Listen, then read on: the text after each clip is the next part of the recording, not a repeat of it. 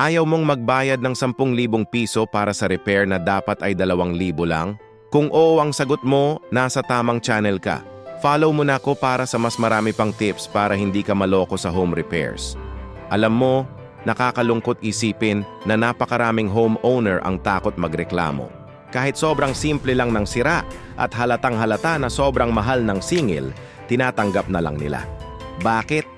Kasi baka raw mas lalong lumaki ang problema o baka magalit yung contractor. Pero ito ang malupit na katotohanan. Marami sa mga contractor at maintenance teams ang sadya talagang pinapatungan ng sobra-sobra ang mga simpleng trabaho. Ang dahilan? Kasi alam nilang wala kang ideya sa totoong presyo ng materyales at labor. Isipin mo to, pamilyar ka ba sa mga ganitong senaryo? Isang maliit na crack lang sa pader, ang singil sa'yo, 5,000 piso, may konting tulo sa bubong, ang sabi sa'yo, 8,000 daw kasi kailangan na raw ng full reseal. O kaya naman, simpleng repaint lang ng isang pader, biglang naging 10,000 dahil daw special coating ang gagamitin. Nakakagulat, di ba?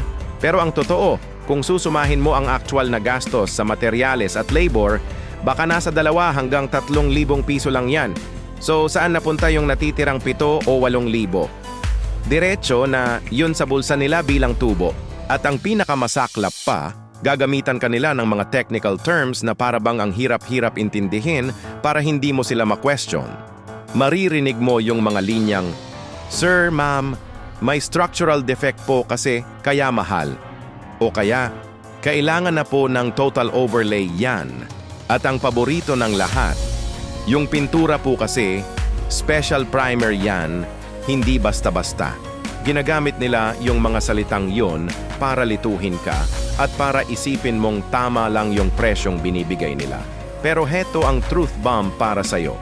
Ang totoo niyan, halos 70% ng mga maliliit na home repairs ay kayang-kaya gawin ng isang local na skilled worker sa mas murang halaga. Imagine, isang fraction lang ng cost na sinisingil sa'yo.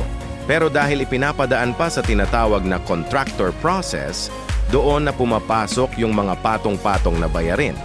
May overhead cost, may markup, at may convenience fee pa. Minsan umaabot pa yan sa triple ng actual na gastos. Ang dating hindi ka ginagastosan para ayusin ang bahay mo, ginagastos ka lang para kumita sila. So ano ang totoong solusyon? Paano mo po protektahan ang sarili mo at ang pera mo? Simple lang. Una, alamin mo ang market rate. Huwag kang basta-basta papayag sa unang quote na ibigay sa'yo.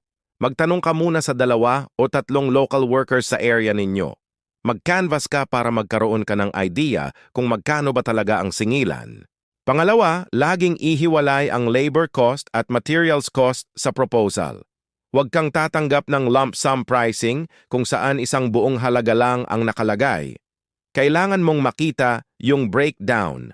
Magkano ang para sa semento? Magkano ang pintura? Magkano ang bayad sa gagawa? Dapat transparent yan. Kapag ayaw nilang i-breakdown, red flag na yan. Pangatlo, i-document mo ang lahat ng nagastos mo sa mga nakaraang repair. Magkaroon ka ng home maintenance logbook. Isulat mo kung ano ang pinagawa, magkano ang materyales, magkano ang labor at kung sino ang gumawa. Sa ganitong paraan, mayroon kang benchmark o basehan para sa mga susunod na repair. Madali mo nang malalaman kung may nanloloko sa'yo. Tandaan mo to, hindi mo kailangang maging engineer o arkitekto para hindi ka maloko. Ang kailangan mo lang ay maging isang matalinong homeowner. Kaunting research at pagtatanong lang, malaki na ang matitipid mo. Kung nakatulong sa'yo ang video na to at gusto mo pa ng mas maraming tips kung paano makatipid at maprotektahan ang investment mo sa iyong bahay, huwag mong kalimutang mag-subscribe sa channel ng Build Smart Global. I-click mo na rin na yung notification bell para lagi kang updated sa mga bago nating video. Maraming salamat sa panonood. At hanggang sa susunod,